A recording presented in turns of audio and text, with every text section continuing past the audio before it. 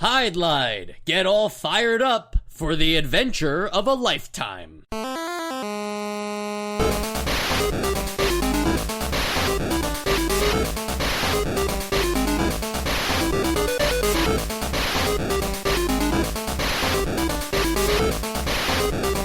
And welcome to Nostalgia, a chronological exploration of every NES game released in North America. I'm Mike. I'm Jim.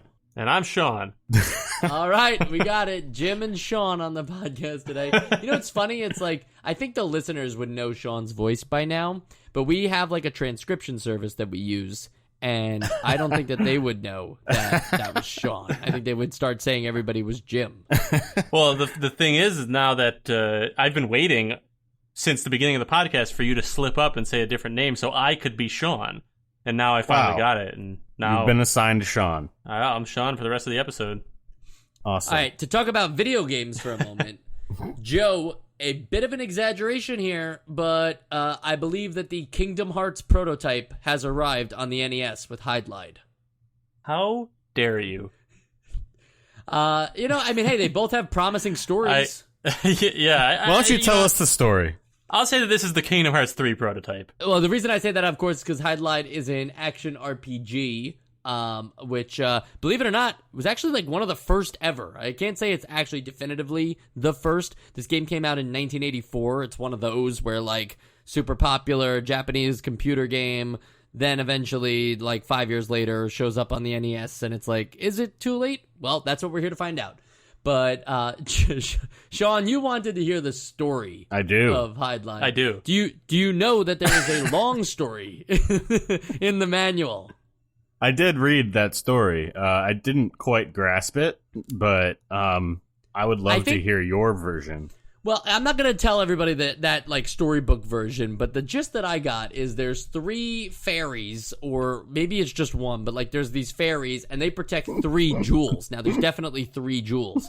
And then there's this bad guy, I think his name is Boralis, which is a weird villain name, but like he comes in and he's like, oh, if I take one of these jewels, then, you know, like the magic will be broken and I'll have some of the magic. And to that, like, I just wonder, why not just take all 3 of them if you have the ability to take one of them, right? It seems like if your whole master plan revolves around, you know, like, oh, they'll never get all 3 again, it's like, make sure you to take all 3. All right, Mike, I have some corrections already. Okay, so there was one, like, princess, and then she got attacked by Boralis and got split into 3 fairies. And the fact, you see where the 3 fairies came in from, though. Did kind of. I'm riffing here. And then this thing, the dragon asshole, he took one of the gem emerald fairies things, and now the princess can't exist anymore because a third of her is gone, and I have to save her. And to grab the gem emerald thing, and so that she can be whole again, I think. Sure. Yeah. For the best possible explanation, I guess just watch the main menu. You know, they show you a visual example of all of this with 2D sprites and all, of a dragon blowing fire at what I can only presume is the princess before she gets turned into 3 fairies. Cool. That's the story. It'll never come up again in the game. So, glad we did that, you know, are we sure it was a dragon, though? Not just like an evil man? I mean, it looks like a dragon is doing those things. Yeah, Right. the dragon breathes fire at the princess on, like, the screen at the beginning, right? Yeah, we I probably think shouldn't be telling people, like, how this... No, I figured it out. The evil Yeah, I man... didn't play this game. The evil man is the one who broke into the palace and then frees the dragon demon. Oh. There you go. We're all learning it together as an audience. We hope we've held you captive so far. Right. I'm frantically playing this game for the first time right now as we speak. Right. Yeah, well, that's typical Sean for you right there. Right. Hey, now. I'm Jim. Can we talk about for a minute before we talk about this particular game, just like ARPGs versus turn-based RPGs, and I don't mean turn-based like the kind of game we had that turn-based strategy game, Desert Commander, the other week. I'm talking about like, you know, what people think of when they think of RPGs, or JRPGs for that instance, of Dragon Warrior and Final Fantasy and stuff like that. What makes the ARPG a little different? I mean, it's Zelda. Instead of like Final Fantasy or Dragon Quest, you're playing Zelda. That's sort of like the codifier of this generation's action RPG. And in a way, this is like that. But in many ways, it's not. But at the very base level of how you play the game and how you're interacting with the world they plop you in, it's an action RPG. Yeah, it's all about like the real time element of it that I think makes the major difference. And like when done right, an action RPG can still have a lot of strategy, but the strategy comes more from like quick thinking and positioning and stuff like that. Whereas like a JRPG, I think, is more like more planning. Not that a good ARPG doesn't have any planning, because they can, but I think one would say, yeah. Go ahead. I think one would say. One would say, yeah. I would think that one would say that while you can break these games down and sort of put them in their little holes based on some very base level gameplay mechanics, I think one would say that the essence of an action RPG is that more visceral feeling, like you're actually swinging the sword, you're actually seeing the damage dealt, and then you could have an action RPG per se. I'm not pointing out any particular game where they actually rip out all the fun parts of an action RPG and, like, say, instead of swinging a sword, you just move into an attack mode and do the same thing that you would do if you weren't holding a button down. And it would still classify as an action RPG. Yeah, that's actually something that I just couldn't really get over. I get that this predated Legend of Zelda in its original form, right? Before it was on the NES. But I can't believe that, like, Legend of Zelda was the first one to think of, oh, let's make it so you can see them swing the sword. So there's some feedback to what you're doing. Feedback. Because it was very confusing that, like, you press A and in the lower right corner the word defense changes to attack. And that means that you're just constantly attacking while you're holding A. And then you got to get close to something, and then you're not defending, and you just can't see anything that's happening. Just like your health goes down. There's like a little flash when your health goes down, but like killing an enemy, the enemy just vanishes. Like you don't swing a sword. There's no feedback at all. Yeah, I think that's the bigger thing, right? It's the feedback of it, because Legend of Zelda actually decided not even just to show you the feedback of your motions. It also made it so that, like, when you want to attack, you press the button and you attack, and then if you want to attack again, you have to press the button again. This one really just makes it so that you have to hold down the particular attack button for the entire duration that you wish to attack, which may as well be most of the game, which makes me think they should have just switched them between, you should always be attacking, and then the A button is for defending. But what? No, that's far out. Yeah. But like, I guess like maybe that's not, that's not a warrior's way or a soldier's way, if you will. They always defend first. But just talking about the meters in general for a minute, right? Because ultimately, like, the way this game is laid out is it's your game in like a little corner, mostly in the like top left, but it's a sizable amount of the screen. So I don't want to just say top left. That's a little strange to say. But it's like, about 60 to 70% of the screen. Right. But there's this whole like UI, that makes like a giant L on the right side of the screen. So it's a backwards L. And that has like a bunch of meters. And then I guess what you might call the like attack screen, where you can see like what kind of monsters you're dealing with and their health and stuff like that. And then at the bottom, there's like a bunch of like, magical powers and stuff like that, and your status and the name of the game, because it's always important to remember the name of the game you're playing. Yes. Twice, keep in mind, because there's a logo in the top and then there's the name on the bottom. Right. Well, you don't want to suddenly, if you forget the controls, you can just go back and look at the game and remember, okay, what were the controls for this game? Yes. So knowing that you just hold down the A button to attack this really just becomes a like a watching meters simulator game, right? Like where you're just making sure that your life is high enough that you don't, if it gets too low, you're like, I'm getting close to death. I gotta walk away from this enemy for a little bit. And then you just make sure your experience is just growing and growing and growing so that you become stronger and have more magic and more life and stuff like that. I don't know if it was true or not. I didn't look up too much about the attacking in the manual, but I felt like attacking really works when you're also just like pushing into your enemy.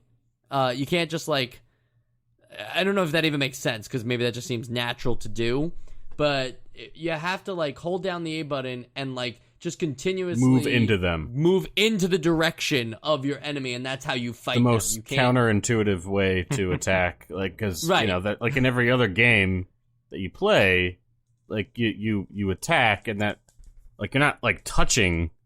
You're not trying to, like, hug the enemy. You're trying to, like, attack them without touching them because you get damage if they touch you.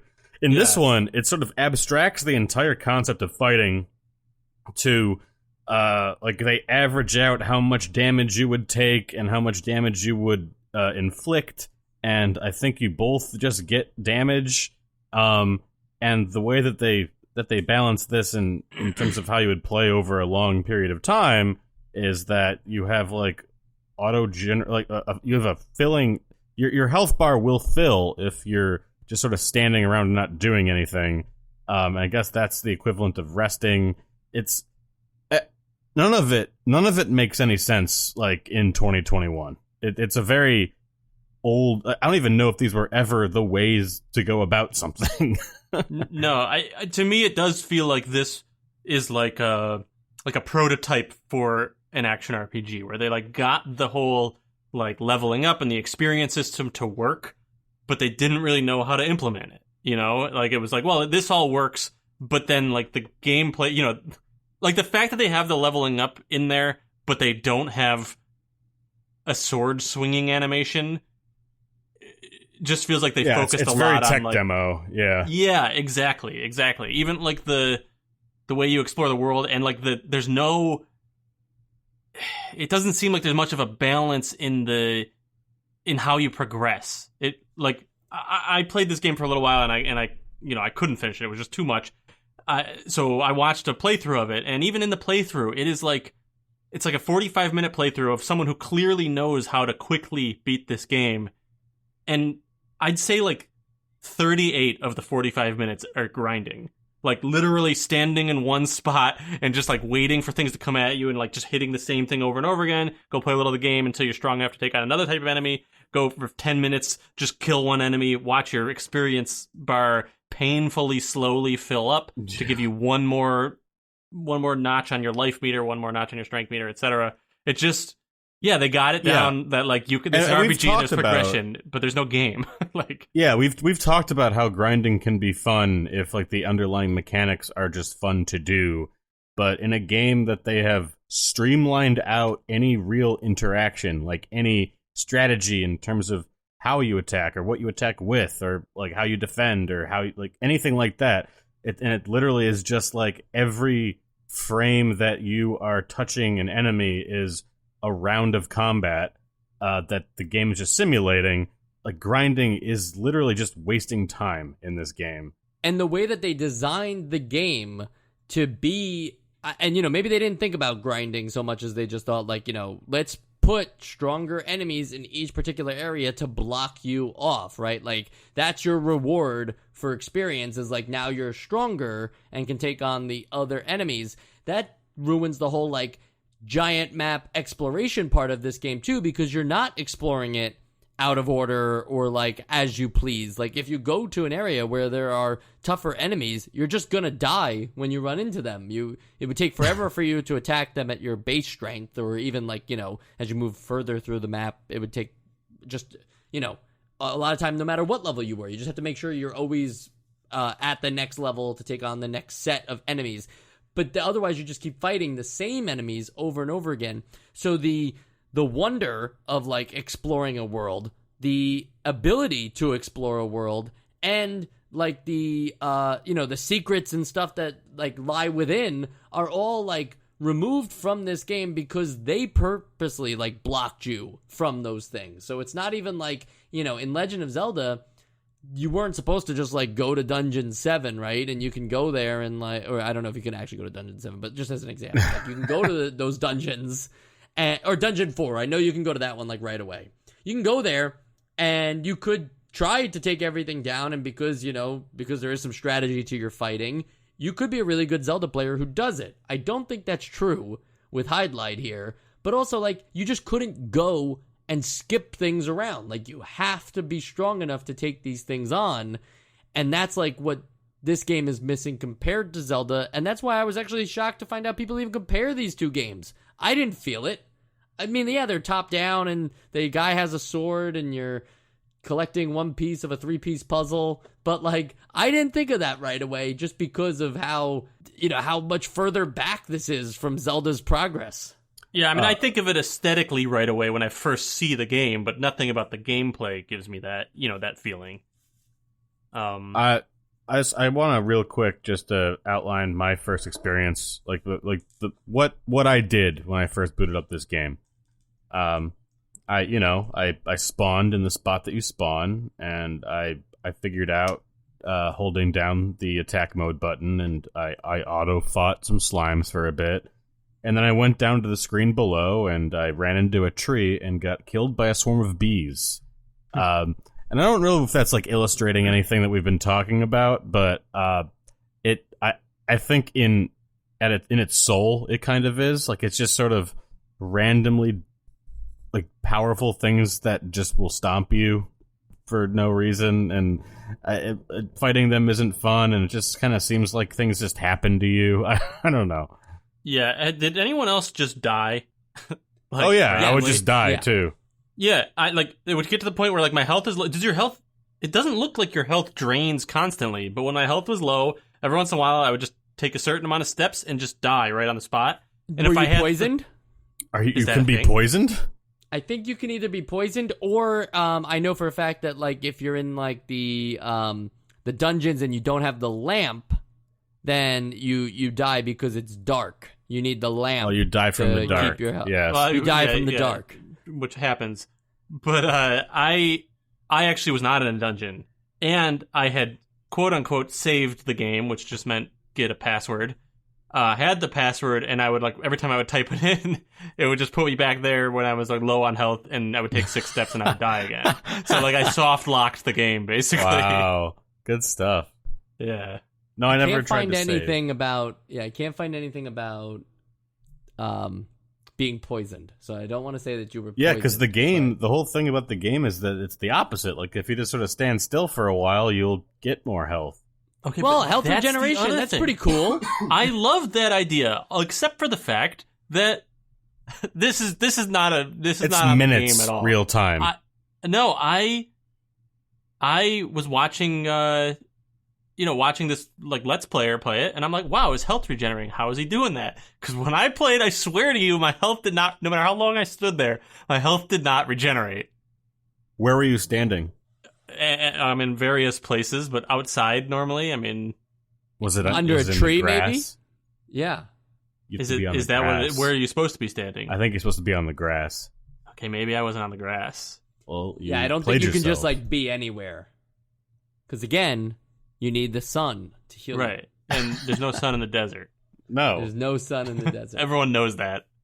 I guess you need the nutrients from the ground. Like you You Andalite. get down and you graze on the grass a little bit, and then that heals you.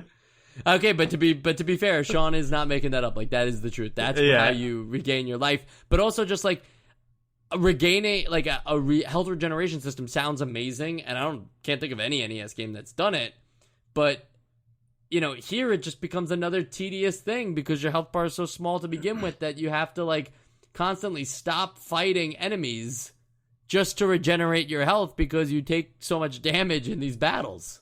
Yeah. Well, it's a role playing game, Mike. Like you are playing the role of somebody that has to take rests. I don't know if Jim the idea of needs to rest. The idea of a guy who can get into a fight with like 4 things and then needs to like cool off in the grass for a little bit is not my idea of a hero. He kicks off his shoes and lets the grass go between his toes. Yeah. Right, and just watches all the other enemies like they're littered all over the screen, and he's just like, all right, I'm gonna have a picnic. Gonna sit back here. Right. I don't know. That's not that exciting, and that's why even in my Final Fantasy games and any RPG games, really, I'm not like a potion whore. I don't like use those things all the time. Like if I think I can ride out, I want to get close to death. In this game, you're always close to death.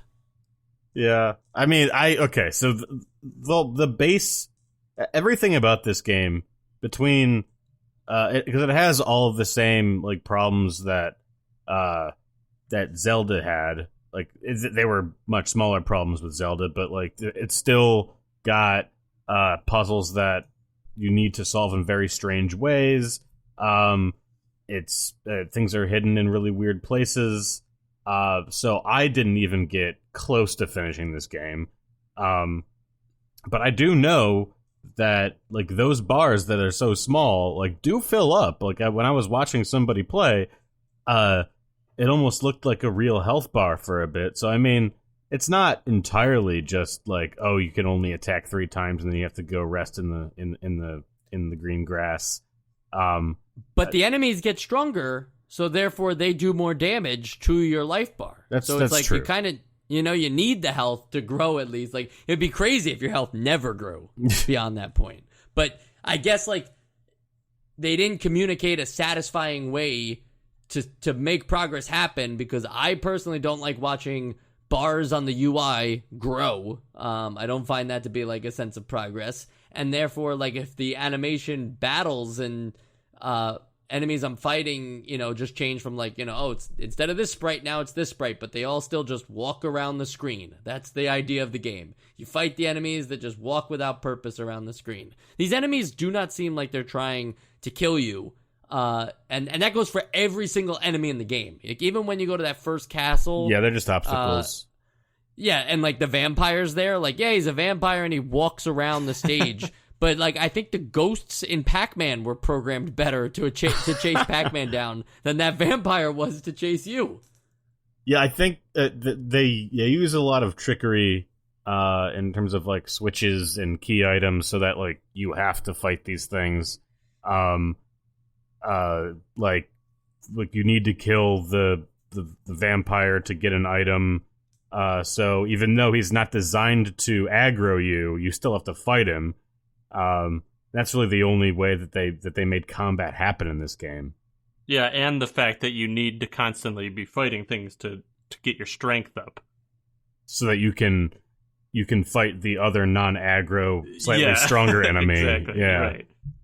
Put another way, this game is a lawn mowing simulator where you just keep cleaning the lawn and things just keep appearing, and you need to take a break on the grass that you've been mowing to recover your health and hopefully have a nice iced tea. But that is a really good way to put, because as we're talking, I'm just watching a playthrough again, and that's all that's happening for the last like 5 minutes of this podcast. On this video I'm watching, all that's happening is this guy is in the desert fighting those worm things. He's just running around scooping them up one at a time. And this game even has a mode where you can play in fast mode. Oh yeah. Where once you get strong enough, when the enemies aren't as threatening to you, it's like it knows that you're going to have to just be standing there grinding and lawn mowing all these enemies. And that's like what this guy's doing. It's just running back and forth between them because it's the most efficient way to get more powerful. And there's nothing, in a good game, I think that kind of thing is happening while you're doing the other stuff in the game, where it's like, okay, I got to go here, and like you organically run into things along your way that become obstacles that you level up with.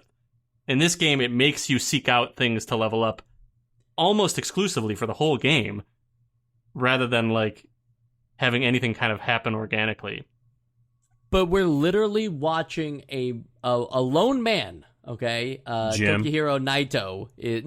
The developer of the game. Oh. Tokihiro Naito. We're literally watching this guy come up with a entirely new like genre and way of playing a game, right? And this is what he comes up with. And it's like, yeah, it's not, it's very, very flawed. And like, we clearly are dunking on it.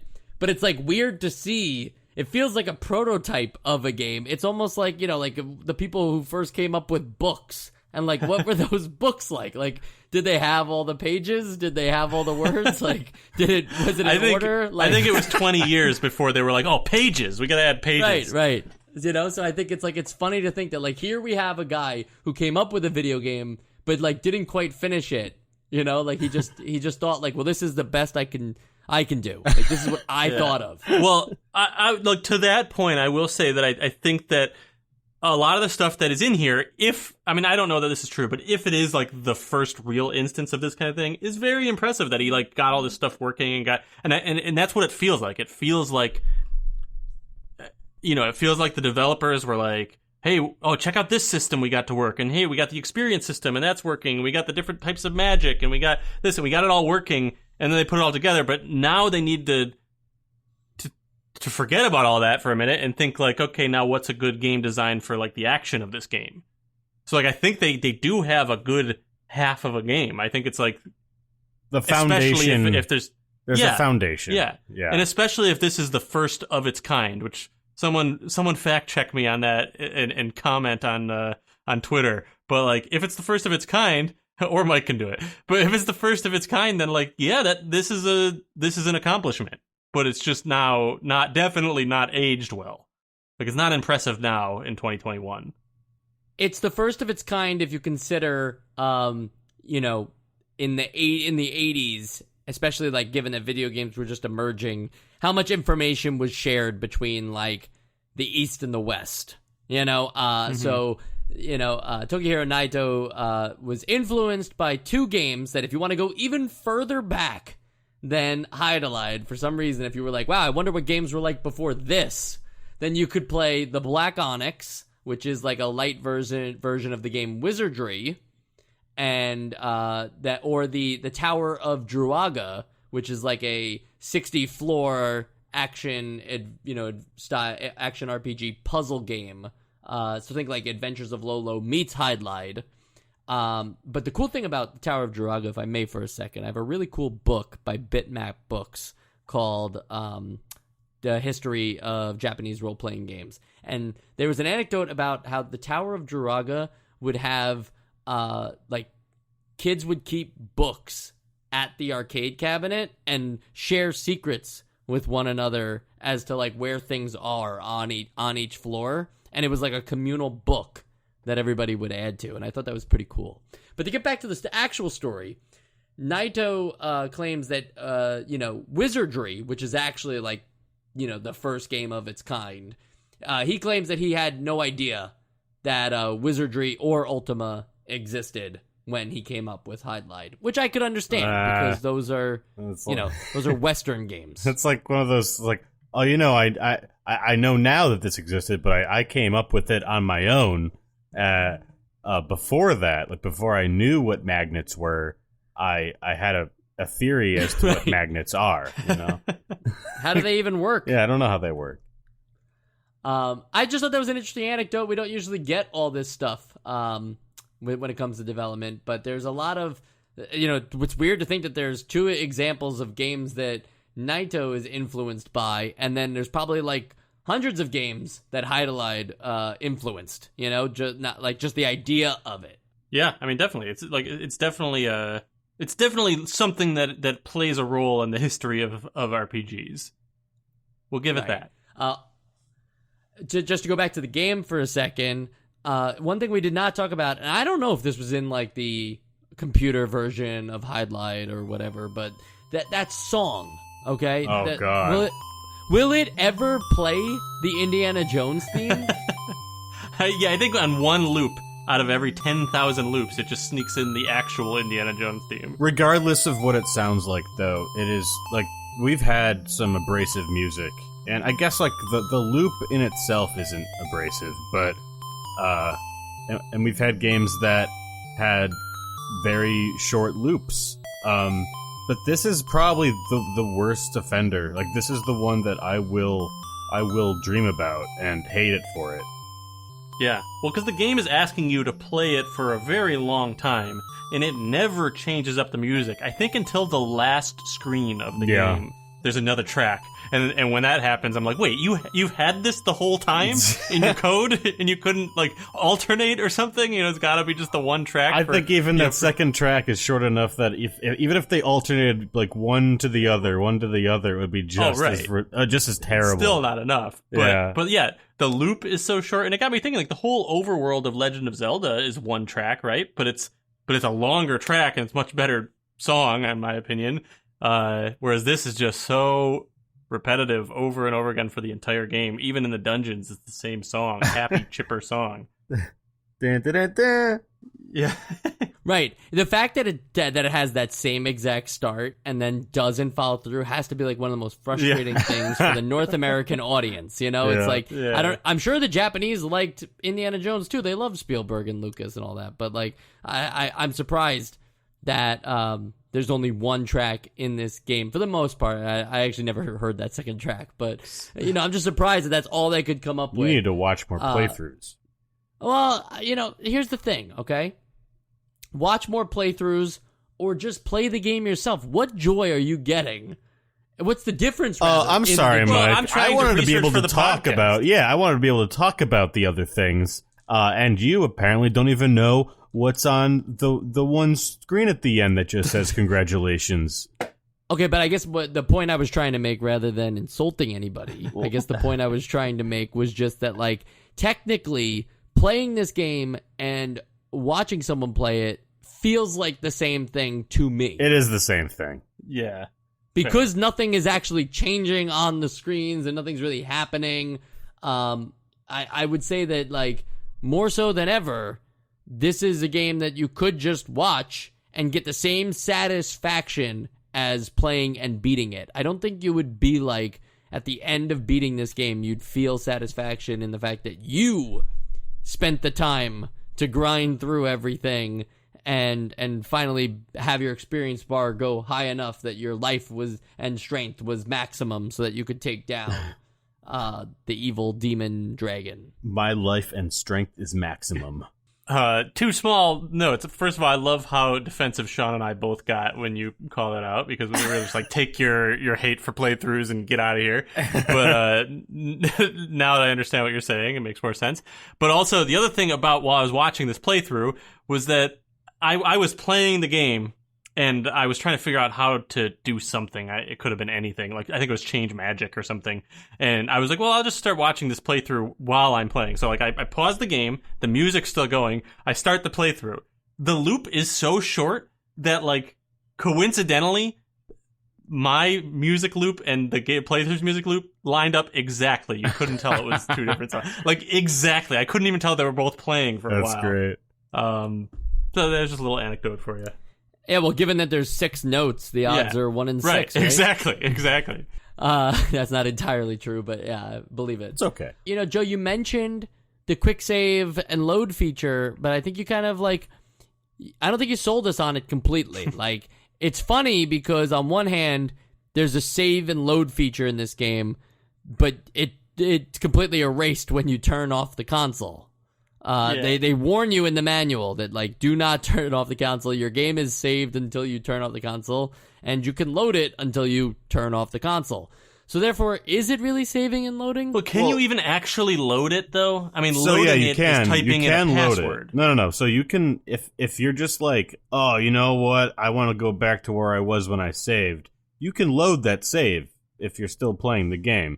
Saving will create that mark in the game and also generate the password for the current state that you're in. But the problem there is I don't think a lot of people, unless they pour through the manual, they don't realize that, like, when you save, you have to go and check that password if you plan to turn off the game console. I think they should have just had it, when you save, it shows the password instead of having to navigate the menu again. Right. But that's very low-hanging fruit. But also, though, when you die and you go back to the menu screen, can you load the game from there, or do you have to type in the password, right? No matter what, even if you haven't shut the console off. I think you might have to load. I think you have to choose to load while you're still alive. I'm not entirely sure. Which almost seems to defeat the like I want to load the game after I've died, but instead you have to type in the password, and it's just so tedious to do that every time. I wish that there was just a continue option or a load or something. But I think it actually, but just to butt in, I can't confirm this, but from my interpretation of the manual is that you would have to start a new game, but that when you select load, it would load the old file. That makes sense. Oh, that would make sense. Like it's stored in a memory part of the game that it's not using, but since it's not a battery, right? It's like, since it's not stored on a battery, then it's not actually saving the game when it's off. Right, that makes sense. And not like stored in a literal battery. I think it's stored in the battery. Right. Yeah, it's not what I'm saying. I'm saying like don't all those games that have saves, from cartridge days have batteries in them, and that's what makes them how it works. Continue. I'm not saying you could save Hydlide if you just put 2 AA's in your NES. And then you have to put like those same AA's into anybody else's NES, and that has your save file on it. Yep. Right. Developers hate this guy's one trick.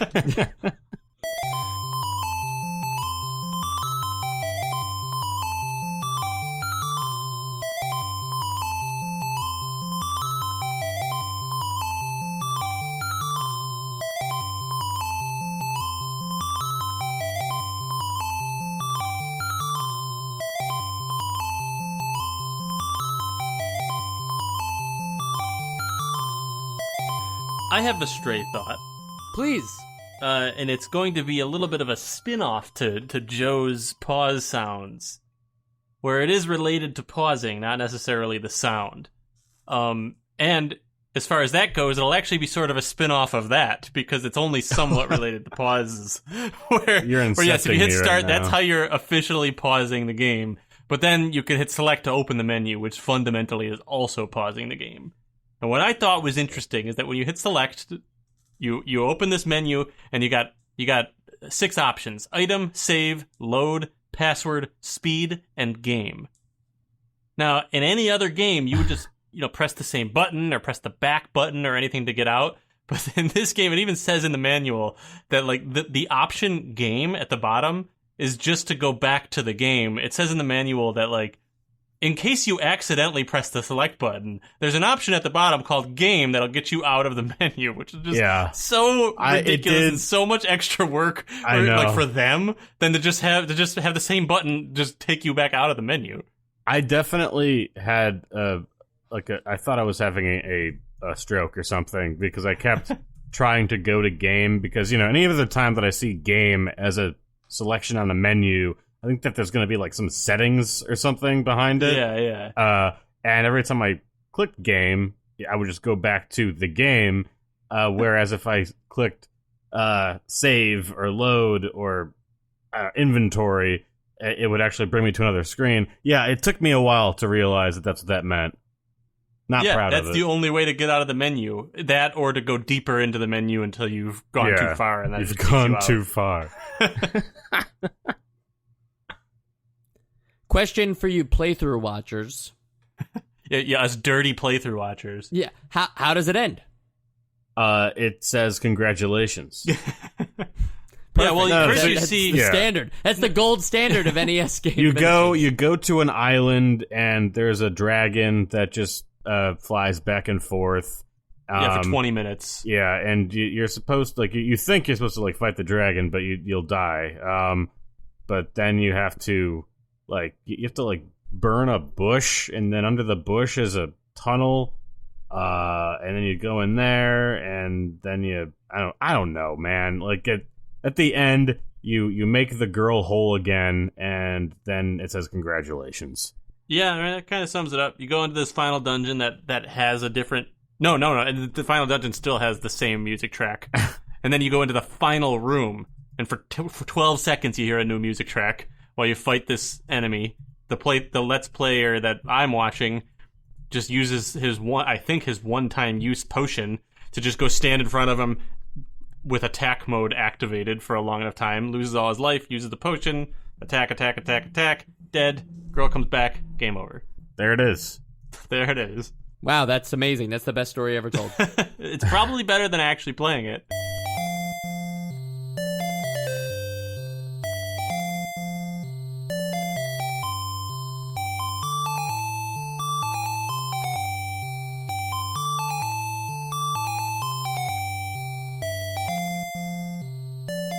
Well, if you couldn't get enough of Hydlide, would you believe that there are some sequels? Oh no. Yes.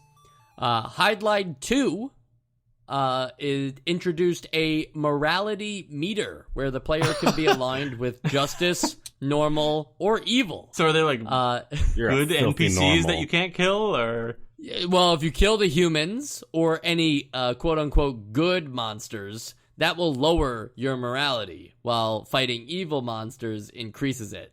I Is this did not like look at the game Undertale or enough to something? understand. Well, yeah, I didn't understand like why you would kill humans. But maybe there is an incentive. Like maybe there's, it's like Knights of the you Old get, like, Republic, dark where, side? like Yeah. Humans yeah, have the better exactly. tasting We meat. all went there. Yeah. Yeah, better tasting meat. That you can't watch him eat it, of course. It just says that he ate it. Yeah, and, right. You just In trust fact, him. in fact, he doesn't even interact with any of these things. It just says that he interacted with them. Yeah, you There's just walk text on the through bottom of the human. screen that says that like your player has played the game. It's Progress Quest. Yeah. And then Super Hydlide, which is Hydlide 3, if you're keeping score, that adds all the same things that Hydlide 2 had. And, keep in mind, these games all look the same. It's always, the graphics have barely improved, and they all have this top-down thing going for them. This one adds an in-game clock so that you now need to sleep and eat as well as rest on the lawn. All right, I'm interested. So, get to eating. And, of course, the fun can't stop there, because if there's one thing Hydlide needed, it was a late push into the 3D space with virtual Hydlide for the Sega Saturn. Finally, no more top-down. It's 3D, but it looks, and it has all the same things. The idea It is certainly like, looks. What makes it more virtual than Yeah, I Hydlide? was gonna say. Well, so, that's that was my question, but then I remember that was like a thing when 3D polygons first came out. Specifically, Right? like A lot a of things were Sega called thing. Virtua, and it was a virtual world. 2D was just cartoons, but now it's For virtual. babies. Yeah. Okay. I thought maybe you play as somebody playing Hydlide. Ooh. So it's press the A button to have the player press the A button. No, not true. And there was Okay, never that's good. Hydlide online. I would have loved to see Wow. the MMO version of this. Well, so here's a question for you then. Is Hydlide 2, does that come to the NES? Hydlide 2 does not. We Oh, will not be thank playing God. any. We will not be playing any Hydlide. Or Hydlide for that matter. I Damn. know Sean was looking forward to I that was. the previous week, Yeah. and we won't be playing that. That was a failed sport of the 1960s, but one that I quite like when I watched YouTube videos of it. I like those oddball sports, the Ocho stuff. Good stuff. All right, we have one last thing to decide for Hydlides before we never see it again, and that is whether it is on the Essential Games list. Joe, please give us your vote. Well, all right, first of all, I want to talk about something that I kept bringing up, which is the fact that there's no feedback when you attack. And I am all for, in games, especially in RPGs, for things that make you have to use your imagination. Thinking of more classic Final Fantasy type games, I think that's what half the charm of some of those comes from. Even so I've been playing a lot of Final Fantasy lately, so that's what's got this on my mind. But, even before there was voice acting in those games, I think a lot of the charm came from imagining that. Or a lot of the, I can sit down and play a game where there's 3 characters lined up and one of them runs up and swings their sword at him and another one shoots a gun. And I can believe that, okay, this is a realistic battle because there's a little bit of imagination to be had. And I think that, a lot of RPGs rely on that. What Hydlide, I believe, does wrong is not the fact that you can't see it. I don't think there's anything inherently wrong with, that sort of feedback where it's, just telling you you're hitting. But when you're doing an action game, you need the feedback in order to in order to be immersed, but in order to actually understand what's happening, actually be able to react to things, because things are happening in real time. So I wanted to specify that because I do actually have a pretty strong stance in like for some of these older games that are like turn-based or that are using outdated forms. So that is why I'm so hard on it here. I don't know if this is making any sense or if it sounds relevant at all, but that's... No, I get what you're saying. Yeah. In any other, like, there are genres where you're not going to literally swing a sword, or press the button to swing a sword. Like, combat just happens differently. Exactly. Yeah, and that is to me a big problem with this game because of the reason that like you actually can't react to things properly.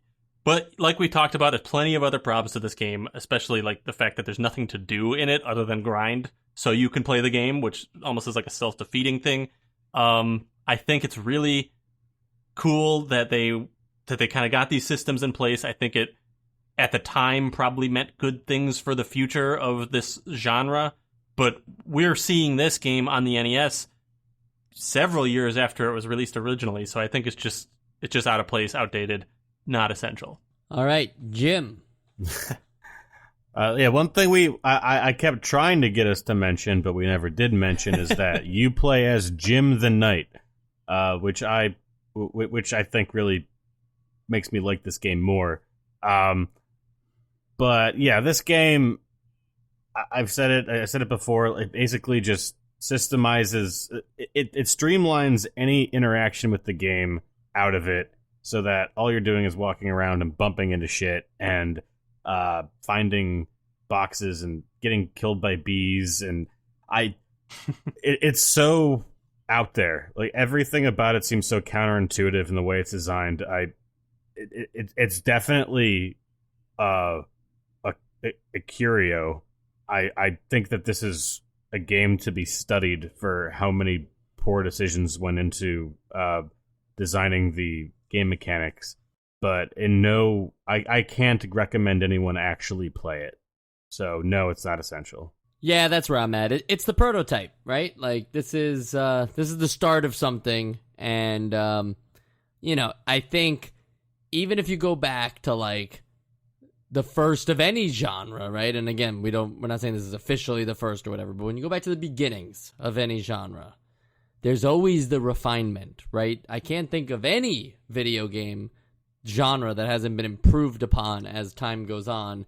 And like, yeah, you could argue like Super Mario Brothers is an early platformer. It's not like one of the first, but yeah, it's an early platformer and it nails it and it's still considered good today. Sure. But like, I don't think anyone's going to say that Hydlide nailed it. I think Hydlide had an idea, and then later people figured out better ways to execute on that. So that's why it's not going on the essential games list. 189 games played so far, gentlemen. 22 essential games, 11.6% of the catalog so far. I bring up these stats because I made a Twitter post a couple weeks ago on the Nostalgia handle, at NostalgiaCast, remember to follow us, where I posted like some breakdowns of like the different genres and how many games we played or what have you. And one of our Twitter followers, at Late to Gaming, wrote back and said, all right, you guys are now about a quarter of the way through the catalog. Do you think the final essential games list will still be above the 10% mark by the end? And if not, any predictions on what time period the rate drops significantly? Sean, you want to start us off?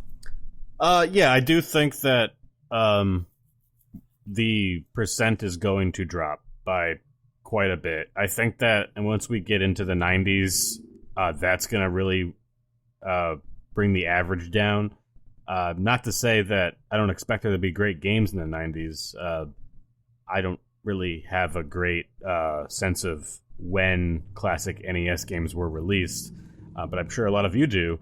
But I think that there's probably going to be a lot more cheap shovelware games. Like, we always come back to Color a Dinosaur. I can't wait to play that. But I think that that's going to be a lot more common. So I'm thinking maybe the final tally of essential games might be like 6 to 7%, but don't hold me to it. Joe, what about you? Yeah, it's difficult to say, but it's funny because I was recently just kind of looking through the essential games list and noticing that they are more frequent than I thought they were. You know, I mean, some are further apart than others, but like, I think like it seems like they average like 8, 9, or 10 away from each other. There's like another essential game, and it always feels like they're so far away from each other. But I do also think the percentage will drop a bit because I do think that our standards have gotten a little higher the more we've played and like kind of gotten familiar with the kinds of things we can expect from the NES. So I think that also might play into like us voting for fewer games. Plus, I do agree with Sean that like while as the life of the NES goes on, inevitably like there's going to be progress in making games, but also the system has 900 games. There's got to be a lot of shovelware on there, so maybe that'll lower it. But it is hard to say because even on this current essential games list, there's a lot of things that I have voted on there. I know that people won't be named. We're gunning for Spy versus Spy last time we were trying to take things off. Like I feel like a lot of stuff on there right now, I have a hard time seeing myself at least going like, okay, yeah, that should come off now because I've seen better games. Like, I think I've gotten to a point where I'm like, okay, this is where I'm thinking of these games as a whole outside of the NES. But who knows how I'll feel in another year when we're talking about the best of, and I look back and I think, wait a minute, why was that on the essential games list? And it's interesting you bring up the every 10 episodes thing, Joe, because At Late to Gaming also brought up that if we go by just North American releases, something that this podcast is, right, a chronological exploration of every NES game released in North America, then it would only take 68 North American games to be on the essential games list to be essential. And the fact that we're at 22, a quarter of the way through, you know, it could come down to the wire. But, you know, like you said, there also is a chance that, like, not all of these 22 games last all the way to, you know, our final Best of 1994 episode. Right. In 2032. Right. I think it's funny to just throw out a number there real fast, guys, just like, you know, no science to it. How many games do you think will be on the essential games list at the end? Less than 68. Less than 68. Good. Joe, how about you? I mean, I guess I'd say less than 68 as well. You said there's 22 right now? Yes. I don't know, though. 900 games. It's not 680. No. Yeah. Oh, is it really? 673. Oh, yeah, you just said that. Wow, I honestly for the longest time thought it was 900 games. And I love how it was like, well, like 670 games, and I'm like, wow, 900 games. Okay, well, with 670 games, I think that, you know, I'm gonna go still kind of high though. I'm gonna say 55. Oh, that was so close to what I was gonna say. I am thinking 56. Oh, okay. Yeah, I think we come close, but like Sean said, definitely below the 10% threshold. It'll be interesting to see. Thanks for the fun question. If anybody else has any other fun questions, please tweet at us. We love to answer this stuff. In the meantime, if you don't want to tweet at us, at least look at our tweets at NostalgiaCast on Twitter. I'm Michael Esposito. You can find me at Esposito Film on Twitter. We will see you next week for a little game that some of you might have heard of before. I think it's called Mega Man 2. And Mega Man 1 happens to be on our Essential Games list, so we'll see how we feel about the second one. You guys psyched? Hyper psyched.